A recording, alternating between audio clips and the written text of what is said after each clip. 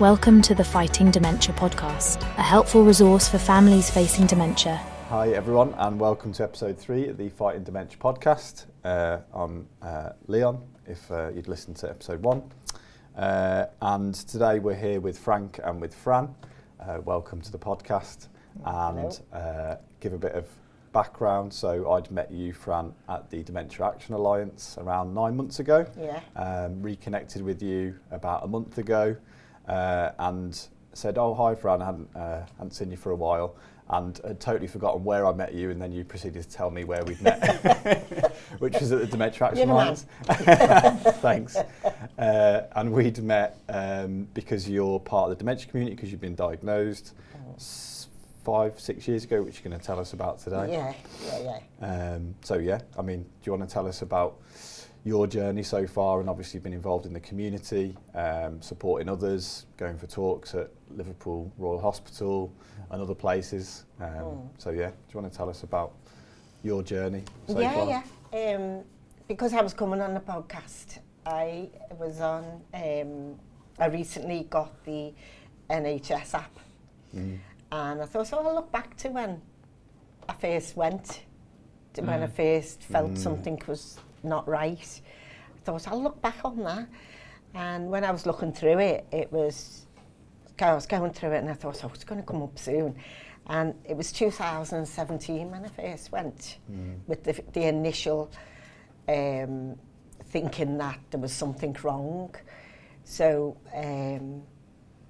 I went to the doctors, I explained, and they said, we'll send you in, and you might probably have had like a little mini stroke or something because of the things that I was saying to him. And so he said, when I went, I had a CT scan and everything was okay, and he asked me questions, and I was telling him that I was getting things mixed up, like I'd look at the kettle and call it something else, like a handbag, or I'd go to get something and I'd call it the total opposite of what it was, or not even the opposite, just wasn't that thing. So he said, well, I think maybe you've just been a little stressed at work, because I'm a nurse, and obviously in the NHS there was lots of things going on, there always is, and it can be quite a stressful job. And I was a clinical nurse manager at that time. And so when we came out, we were made up, weren't we? We thought, it's okay, it's just because I'm a little bit, we've had a few bad times in work and things, so that'll be fine. So then I went back again in the middle of 2017 and said that I still felt there was something that wasn't right to my GP, and they said, well, okay, we'll do some tests for you, mini mental tests. And so I'd done them, and I kept failing them. And then they said to me, we'd like to do another one in a month's time. So I went back and had another one, and I failed that.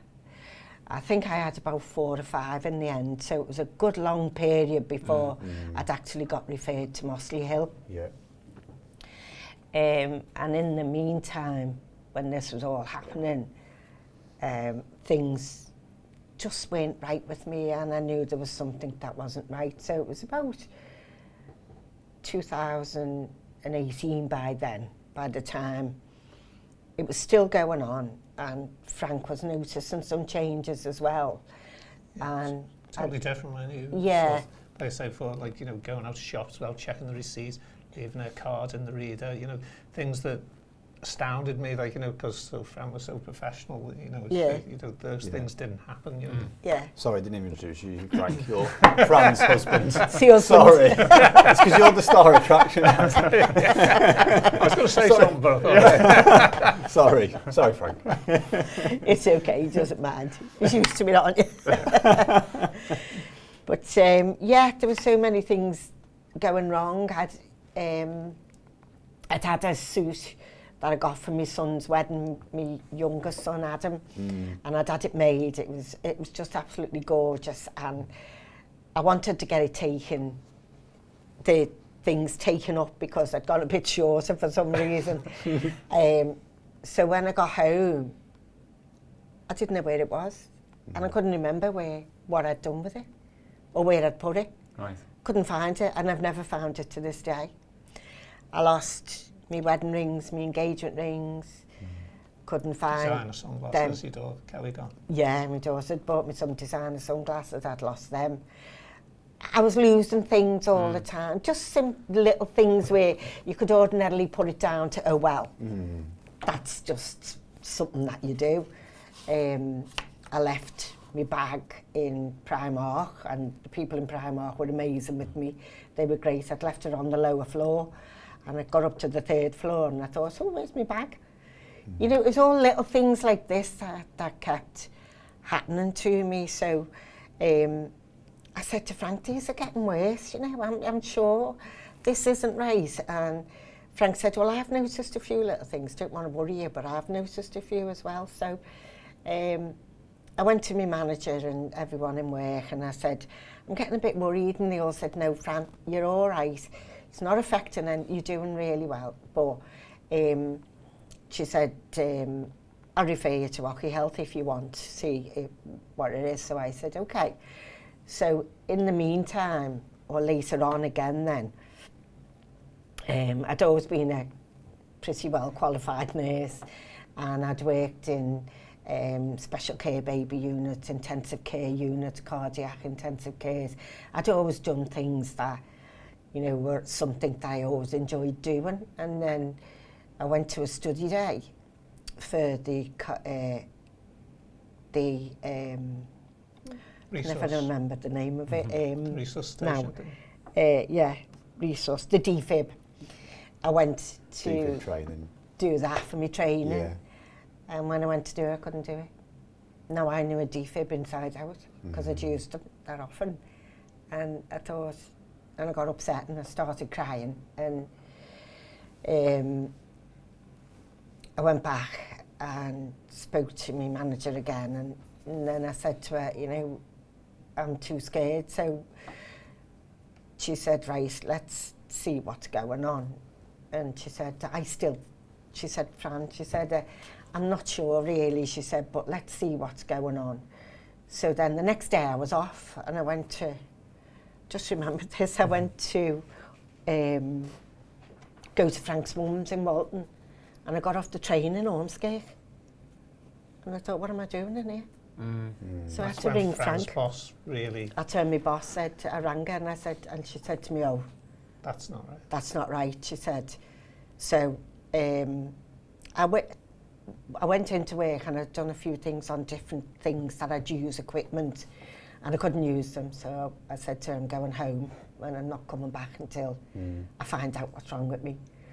So then I got referred to Mossley Hill, and I had a full day there. That was the dementia service, wasn't it? Yeah, it Mossley was, Hill. yeah. And I went there, and we were there all day, weren't we? Yeah. And I'd done lots of tests and things, and I thought I'd done quite well. But obviously I hadn't. There was a funny moment in it. The doctor thing must have been a rep's pen. They had it like it was shape of a bone, and she was asking Fran to recognise thing, and she picked a pen up and said, Fran, what am I holding? She said, a bone. Yeah. And she was trying to be professional. But it was just, I've forgotten now what tracker what I was talking about. When we went to Mossley Hill and the tests. Yeah. So came out, and then they sent me for blood tests and all things like that, and then the psychiatrist in Mossley Hill, they come out to your home. So he came out and done more tests, and then I had CT scans, and then I had to have another scan. But this was a special scan, and they needed to use radioactive fluids in the scan, but they couldn't do that for 6 months because there was none of this fluid in England at that time, because we got it from France or Europe. So I had to wait for that. So then they found on the scan that I had, on the CT scan, sorry, I've just remembered that when we were in the park, and they rang me and they said there's 2 black holes in your brain, excuse me, and we're not sure what they are. So I said, you sure I've got one in the brain? And we were laughing about it, and she said, we'll bring you back in. And then they looked at them, they got someone to look at them, and they said, no, we're not very worried about them, we're not concerned about them. So that was okay, wasn't it? And then I got this other scan eventually, and they said, he said to me, you've got vascular disease. And I said, so have I got dementia? And he said, no, well, I don't really want to diagnose you with that or put a label on you now, he said, because that's... Too young. You're too young to have dementia, he said, and I don't really want... And I said to him, well, I really want a label because I know in my heart and soul, and I've known for a long time, that I've got dementia, because it's not... Years, or a year, 18 months, yeah, it's not like other... It's not like when other people say, oh, I left such and such, and, oh, I was going up the stairs and I forgot such and such. I said, it's totally different to that. It's like a loss that's quite unexplainable for the person that it's happening to. And what frustrated us on that, because they said to us, because Fran he said, if you were 10 years older and had these symptoms, I'd definitely say you had dementia. And we were like, well, if we've got the symptoms now, what difference does it make in 10 years? So we were totally confused, and it took us ages. You know, we were trying to find a diagnosis and to get that told to you, you know. So, I forgot what I was saying again. I'm always doing that. Sometimes I'll say something. No, don't worry. You're just on the process, and he's saying about getting the diagnosis. So I mentioned something to him, and I can't remember what it was. I was saying to you before, and he said, "Oh, I think I'll send you to neuro then." So I went to neuro, got an appointment in neuro, which took a while to get. And I said I went in for to see the consultant, and on my way there I'd forgotten where the neuro building was when I'd worked in vascular for years, and I think they had farmhouses on there when I first started. But I hadn't recognised the building. I didn't know where it was. I had to ask someone where the building was. And I went in, and he said, "Oh, hello, Fran, how are you doing?" And I said, "Oh, I'm just concerned." I said, because, you know, they're saying that I've got vascular disease, but then I'm getting told that they can't label it because I'm too young to be labelled. But I'm really upset because I know that there's something wrong. And he said, okay. So he said, and a lot of people say you don't look like you've got dementia. And I don't really know what you've got to look like to have dementia, but they say to you, you don't look like you've got dementia.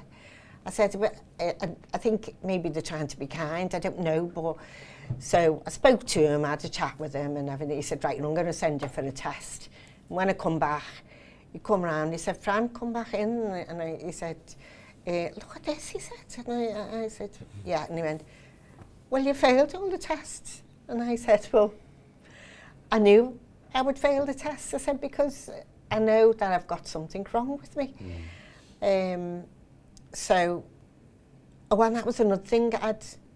I always go to town. Town is like, I love town, me and my mates. And I got into town, and she asked me to meet her. And I got lost in town. I didn't know where it was that she was supposed to meet me, where I was supposed to go and meet her. So I knew, you know, that these things were happening. And he said to me, well, okay. And it was on the day I was supposed to go and get me 40th year nurses award. And so I missed that because I was late after I'd had the test. And he'd said, oh, you know, they're wrong. He said, I'm really surprised. He said, so what I'll do is I'll do a lumbar puncture for you. So I had to wait a little while again then for the lumbar puncture. So that was, I got diagnosed in 2019, I think, with the vascular. And then just, I think it was the lockdown 2020? Yeah. Yeah, the lockdown. Because I had my appointment in the back garden with the nurse who was sitting well over the way with his mask on. Lovely nurse on my side, who was lovely. And he said, you know, you've got Alzheimer's and we're going to have to treat that now. So then I had to wait again because I have a cardiac condition to get that the medication done. So, as I say, I got to buy one, get one free. I've got Alzheimer's, but because I had the Alzheimer's, I actually got a label. Yeah. So it done me a favour, if you can say that. It done me a favour because, you know, I wasn't going to get diagnosed with the other one as dementia. But now, speaking to the Alzheimer's people and everything, I've had dealt with them. And, you know, there's so many different forms of dementia. And luckily, you people were able aren't to aware get the of. Medication because of the Alzheimer's. Yeah, I got the medication. Vascular, yeah. there was no medication for the vascular. Yeah. So because she had Alzheimer's, she was able to get the momentum, which is Yeah, helped a lot. yeah, it's been smashing. It's been really good, yeah. But I thought, oh, thank goodness for that.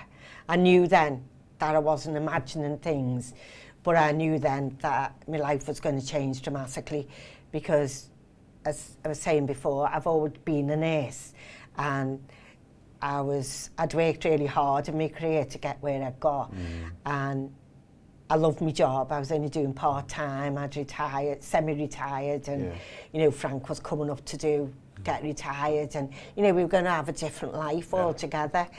But that didn't happen, and it hasn't happened, and that's something we have to just take on board and try and do different things and stuff. But you know, I think people don't realise the effect it has on your life, and with you being a young early onset of dementia, there's not as much there going on in the communities or anywhere. And luckily we have a group in Sedgemoor in Norris Green who deals with dementia and Alzheimer's, and it's just amazing. And my nurse, she started this group for young onset dementia, and it's the only place they're getting others now. They are becoming to get others, because we had an Irish lady there and they're doing that in Ireland now, because different people and different what's the word I'm looking for, ethnic minorities, I think it's called. Those people need all that help because they don't know about dementia or Alzheimer's, and they're having young onset dementia. And people only seem to look at they don't look at the whole picture. They seem to look at just people who are older. Because you were going to groups, you were saying before about you were going to groups and everyone was maybe over 85 or 90, and you didn't feel that that was a great place for you. No, it scared me.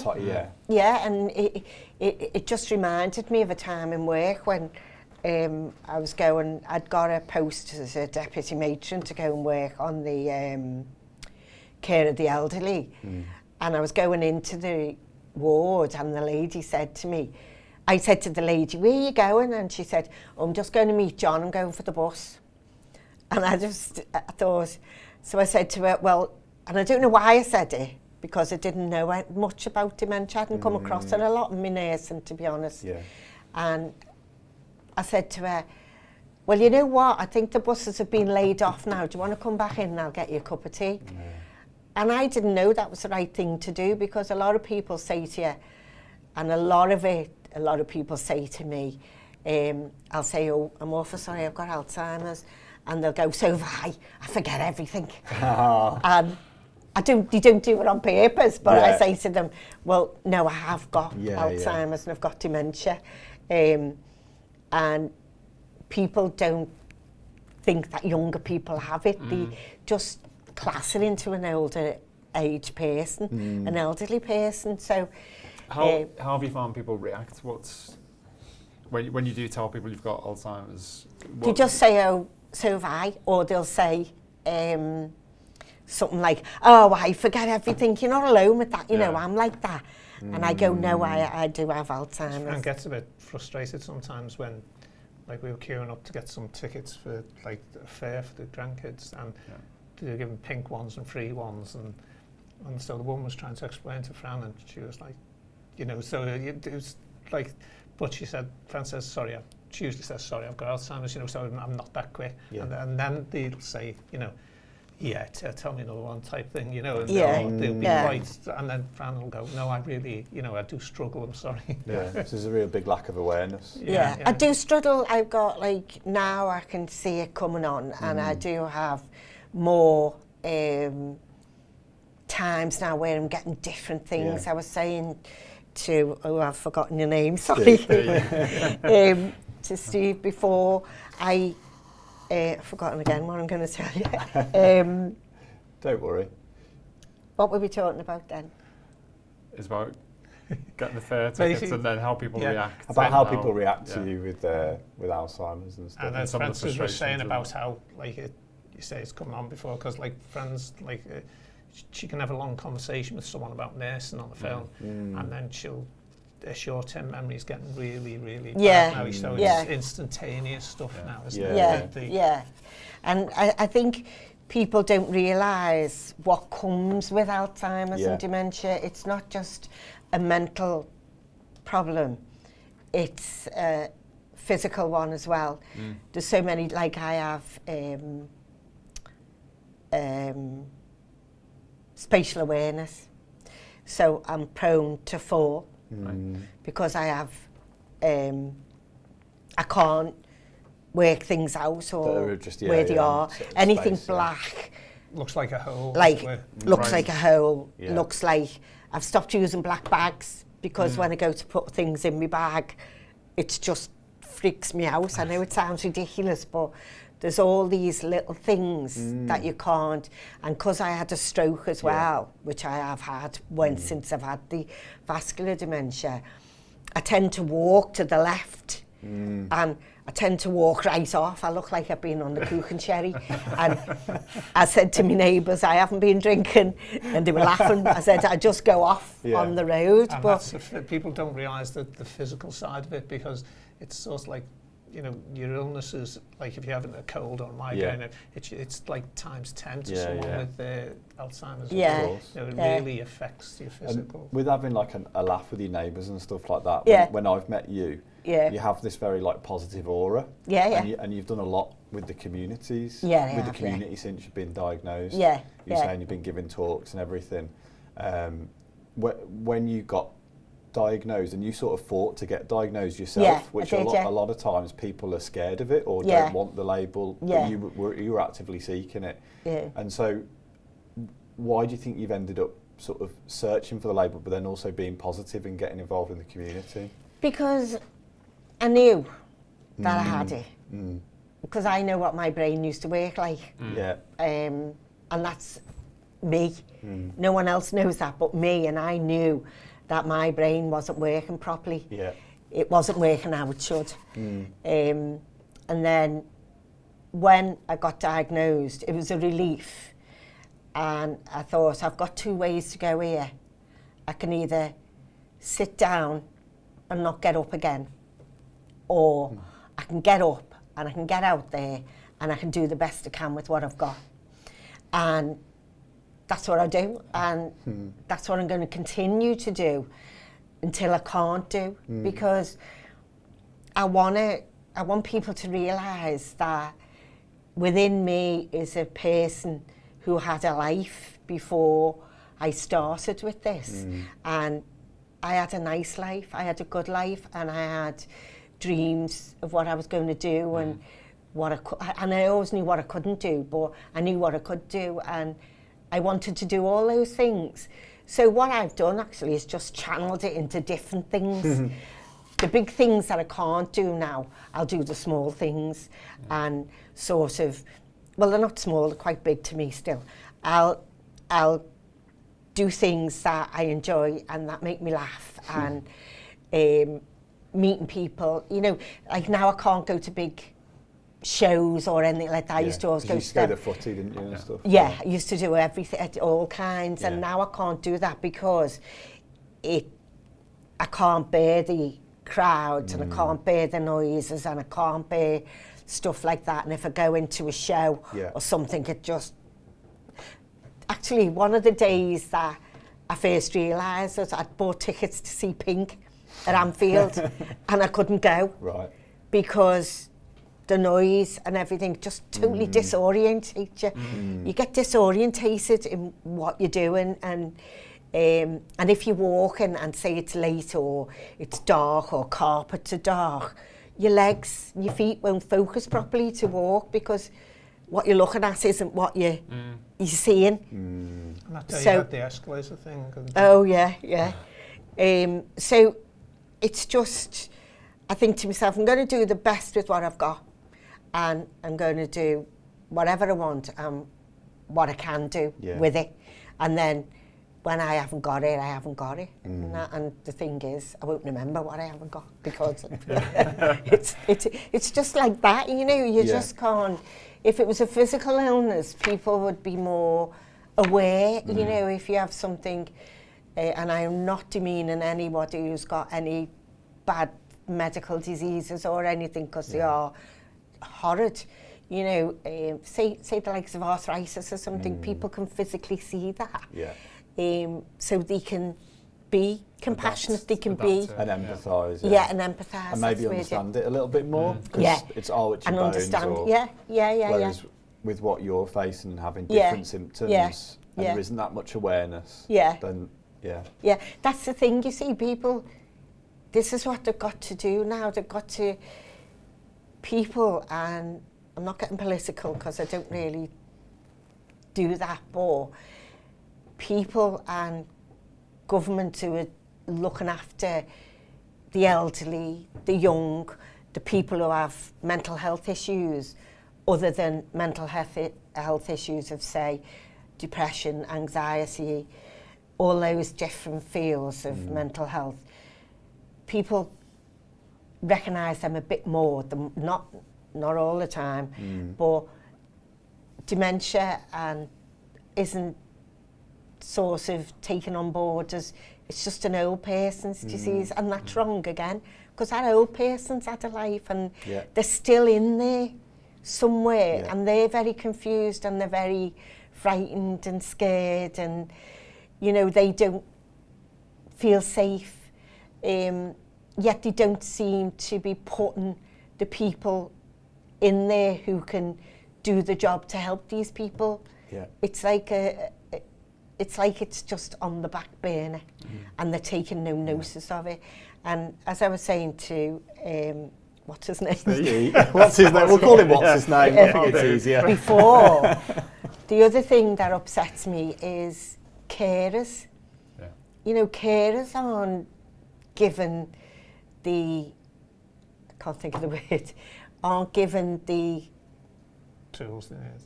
No, not The that. support. The support training. and the you know, and I thank you for what they're doing, because if you've got someone who's got dementia or Alzheimer's or any form of this dementia, you've lost a person. Like, I'm lost in myself, but Frank has lost. He's lost Fran. You've lost your mum and dad to what they were. And, you know, you see these people changing, they're metamorphosizing into this person you don't know, or, you know... You're getting it's not like a bereavement where they're lost and you've got a grieving period, it just continues. Like the loss just carries on. And no one seems to take any notice of that either. You know, it's like sort of, oh, well, you're doing a great job. You're doing good, you know, keep it For up. the carers, But that's not right. The carers need support. Carers. Absolutely, and respite. and support and respite and all these things. We need a proper national, I don't know what the word is now, I've forgotten that again. Strategy, Strategy to be helping everybody and the families in this situation. You've got children now whose parents of the group I go to, we have some people who are younger, they're only in their 50s, and they've got young teenage kids. Now, their teenage kids might be the only people who can look after their mum. you know, it's just not a disease that's recognised as something that's potentially very harmful to society and to people. And there's a lot of stigma and fear around dementia, and so then it's not maybe talked about as much, either within families or maybe even within the system. And that's what the centre manager at Sedgemoor, where you go to once a month, was saying that 30, 40 years ago, cancer was like the C word, and it wasn't spoken about. And now everyone talks about cancer, and it's and maybe dementia's the D word. And dementia needs to get to the place where cancer is now, where someone gets diagnosed and it's like, right, what are we going to do? How are we going to fight this? How are we going to, you know, and it's talked about openly and everyone understands it. And whereas dementia seems to still sort of be in that category, oh, let's not talk about that because it's all a bit scary and a bit. I think when you get admitted to hospital, you say, oh, I've got Alzheimer's and dementia, and they go, oh, okay. And that's not across the board, I must admit, because when I was admitted at Aintree once, and they were amazing. Right. But then I have other times where I've been admitted and someone, they don't know. Yeah. They don't know how to deal with it. You know, it's just educating people to deal with it and to know what it's about. Even doctors, nurses. That's you know, why when you give the talks at the hospitals, a lot of people come up to Fran and said, like, you know, we're going to be thinking differently about people with dementia now. We've listened to this talk, you know, when Fran went through everything that's happened to her. And just tell us the talks that you've done for different, because you were saying earlier you've done talks to... I went to the Royal Liverpool and done, there was everyone in there. There was, I think there was doctors, wasn't it? It was like an open forum for hospital staff. It was an open forum. Doctors, nurses, physios, Occy Health, everybody who worked within that. And just spoke to them about it and about being respectful and being kind and realising that people react to it. That there is somebody in there other than, you know, Fran Mate on the back of the bed in the hospital. That's not the Fran Mate who was Fran Mate when she was a clinic nurse manager in the hospital as well, who, you know, could think off the top of her head. Now I'm lucky if I can. And you give two talks at Edge Hill University. Oh, I give it to the student nurses in Edge Hill University. I've done that twice. I've done that twice now. And Aintree Hospital. Aintree Hospitals, I gave those, all the nurses, Occy Health, physios and radiology staff. And because they were saying they don't understand when someone comes in with someone who's got dementia. They're like sort of, you know, what do I do? And they don't understand that the carer's under a lot of pressure or a lot of, you know, thinking about, you know, how they're going to do this and, you know, can they help? And there's so many rules and guidelines in the hospital that you're not allowed to help or you're not allowed to do that. But you've got to, you know, they were at court, weren't they? They were made up with it and all the nurses and, you know, they just had an idea. And even my boss, she came to the meeting and she said, can I just come and sit by Fran and say something? And she said, I never for a minute thought Fran had, and I totally refused to believe that she had something wrong with her. She said, and then when she got lost on the train, that was when it sort of clicked with me and I thought, oh, something going on there with Fran, she's not like that. She said, so it's made me more aware and it's made other people that I work with as well more aware now. And, you know, she said I would be more aware of making sure that that person was looked at from the off, whether it was a good or bad, you know, and things like that. So it's just been an eye-opener, a complete eye-opener. I'm not saying I have great days every day, because some days I don't. You know, I'm worn out some days because you get this terrible fatigue. I don't know whether your mum and dad get it, but you're just always tired and, you know, you I can't go out of bed some days. And I can't say what I usually say. But, you know, I couldn't be bothered. So... A lot of apathy keeps in, doesn't it? There's just so many different things to it, you know. And your children and my grandchildren, I can't have my grandchildren on my own which I was devastated. I love my grandchildren and we done girly things and everything, and you know, now I can't have them on my own. I can't take them in the shop on my own, you know. Your whole life changes, you know, it's just, and you have to sort of make that decision. Am I going to run with this, or am I going to let it take me? I think that's why we wanted to invite you on, because the previous guest, Graham Smith, had talked about if you live well, you can live well with dementia. Yeah, and I think it's not the end. It really isn't the end. There's so many things, and I have met so many lovely people, positive people, people who, you know, like myself, are younger and just felt there was nothing there. Now there is things out there for you, and if you go out and look for them, you'll find them, or they'll find you, because someone will have heard about something. I've met so many, like I said to you, I spent a day at LFC. You know, I had a fantastic time. Met James Milner. Yeah. Spent a few hours Millie. with Millie. Little Millie. It was lovely. Yeah. You know, and my sons came to that with me, and one of the other ladies who lives in London, I'm friends with her now, and she rings me to do things, you know, like when I've done the Best magazine and the Metro and things like that.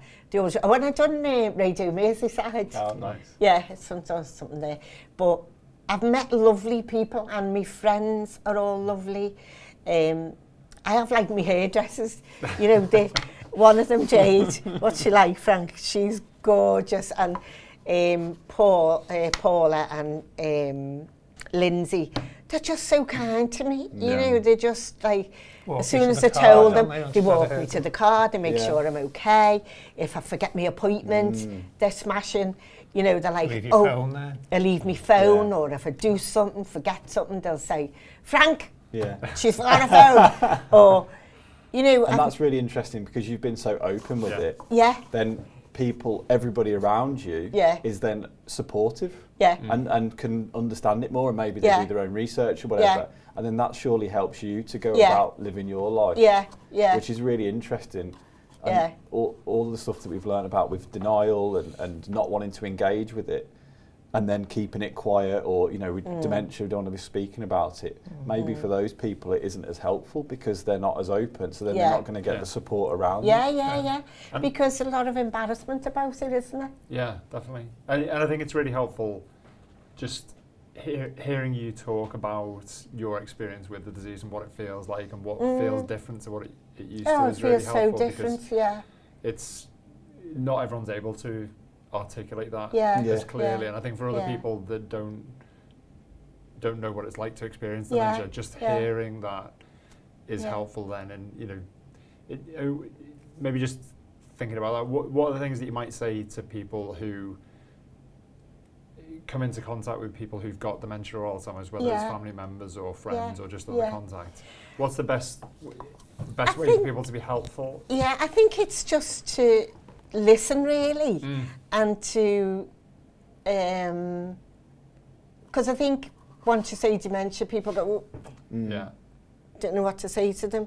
But it's just, you just treat people as you'd like yourself to be treated, and you just want to say, you know, oh, how are you doing? I believe you've got dementia.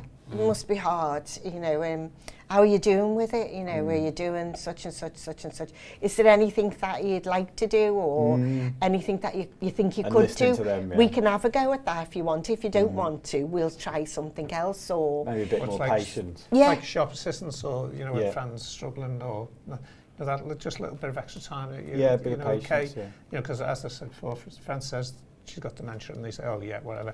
But, you know, instead that's not across the board. Not across the board, but if some people get in that situation, that's where it's like, you know, be a bit more relaxed about it. And say, don't take your mean time. it, and you know, just because you do need a bit more time. I think because a lot of people are impatient. I must admit, when I go into certain shops, I don't know whether I can mention the shop, but I go into Home Bargain on the Lancs and Broadway, and the staff in there, the younger staff as well, are amazing. Great. I just go in and I say, look, I'm looking for such and such. And I'll get it my phone out because I put everything on my phone and I'll show them. And I'll say, I'm awful sorry, I've got Alzheimer's, so it takes me a bit of a while to cotton on. And they go, right, come on. And I couldn't credit them enough. They're amazing. People in Primark are amazing with me. One of them said to me, do you know you can go to the disabled thing there? You don't have to wait in the queue. Oh. And I said, no, I didn't know that. She said, well, yes, you can. She took me to all of them and showed me, and some people are just amazing. But I think other people are just scared of it. They're not. I'd say to them, don't be scared. Yeah. I think what the thing is, people see things of aggression and people who are aggressive with Alzheimer's and dementia, they don't see the other side of it. Yeah. For some reason, they only see the aggressive side of it, and it's not all aggressive. Yeah. I have lovely friends, I have lovely times out. I've even lost my sense of smell and taste with having this, but I still go out, I still eat, and I still do things. It could taste big cardboard for all I care, but I'm going out with my friends and I'm keeping up that, that I don't want to let it go, and there is going to come a time when it will go. Well, we're always looking to share advice with the community, whether it's family members or loved ones who've been diagnosed. And you'd mentioned that you'd met an academic and he told you about journaling, and that was 4 or 5 years ago, you were saying before. About creating your diary. Yeah, I can't remember his name either. You might see a pattern here. But it's just amazing, changed the way I thought again. He taught me to make plans for the week, keep, say what them experiences were like, whether they were good, bad or indifferent. Did I enjoy it? Did something happen that made me not to enjoy it? How can I make that better? How can I deal with that? Who can I go to who can help me with that? And maybe rectify that for me. Wow. And then the outcome, did I enjoy it? Yes, I did. And because I remember one day Frank saying to him, it's really working, because Fran got up one morning and said, I'm not going there, I'm not doing that. And he said, Frank said, get your things. So I got them. I said, okay. So off I went, toddled off to town, like I do, because I love shopping. But I can't really do that as much now. But that's good going. I have to sort of make a plan of where I'm going. I only go to one particular shop or something, and I'll meet my friends, but I don't go hauling around town all the time. But anyway, that's what I've done. Now, if I hadn't had that, I wouldn't have done that. I stayed at home and sat at home. And he was doing loads of research into dementia and Alzheimer's and mental health issues and stuff like that. But that really set me on my way. And I started the diary 4 years ago when I first got diagnosed. And I fill that in every day. And I look back at it and I laugh about some of the things that, and the other thing about it is, when you've got this, don't know, your mum and dad do the same, but I don't care what I say to people. I wouldn't upset anybody. Look at you, Frank. I wouldn't upset. I've been used to that for a long time. Okay. I haven't, he knows his place. I haven't upset anybody. I wouldn't dream of doing that. But now with this, if something's on your mind, you've got to sort it out. Whereas one time I'd say, I'm not bothered about that, I'll just let it go. Now I can't let it go till it's answered. And I'll ask and ask until I get the answer that I need. And it makes you a bit more like, right, you're not going to mess with me now, I'm going to tell you. Brilliant. Because you've got nothing to lose. Yeah, so, absolutely.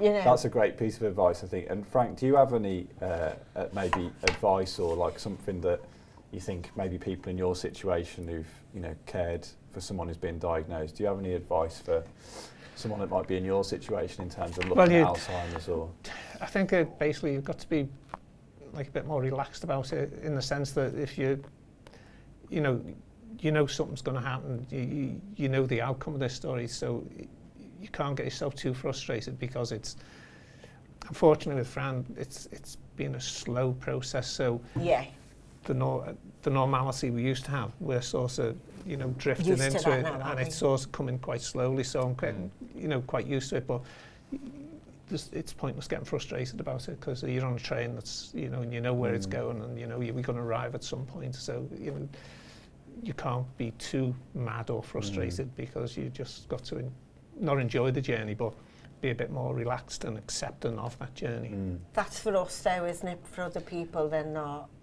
Well, different people. They need more help sometimes, more people, because they have no idea of, you know, their wife has gone from what, and they find it extremely, I've seen it, upsetting, and you know, because it can progress quite quickly, and the change is so rapid that it's hard to to take that on board, and that's the problem, as Frank's saying. You know, I decided that I wasn't going to let it. You know, people said to me, "You haven't accepted this." I said, "I have." Yeah, I'd say you definitely have. I said, I have. I said, and I've got to accept it, because if I don't, I'm going to, you know. But as Frank said, I'm fortunate in the fact I got my drugs, and I got myself. Not literally, obviously.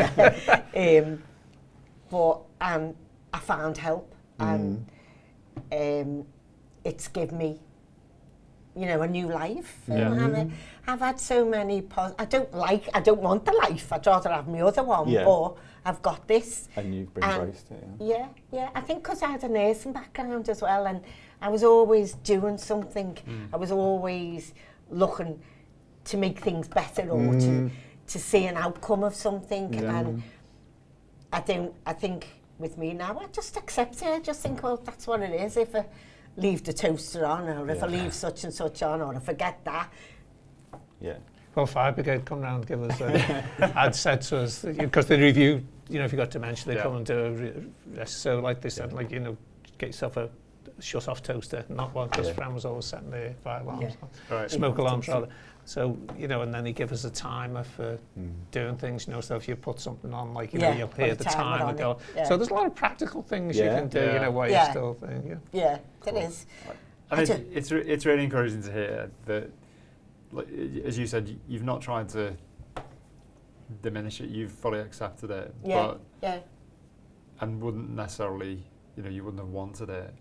But now that you have got it, you've really proactively thought about, well, how can I make choices where it's going to be a really positive choice, and it's going to be things that I can do that can make a difference to other people as well, and make a difference to me. And I think for me, that's really encouraging to hear, because I think often when you hear a dementia diagnosis, it's such, all you think about is the negatives, which is natural. But hearing your story about those positive choices is really encouraging.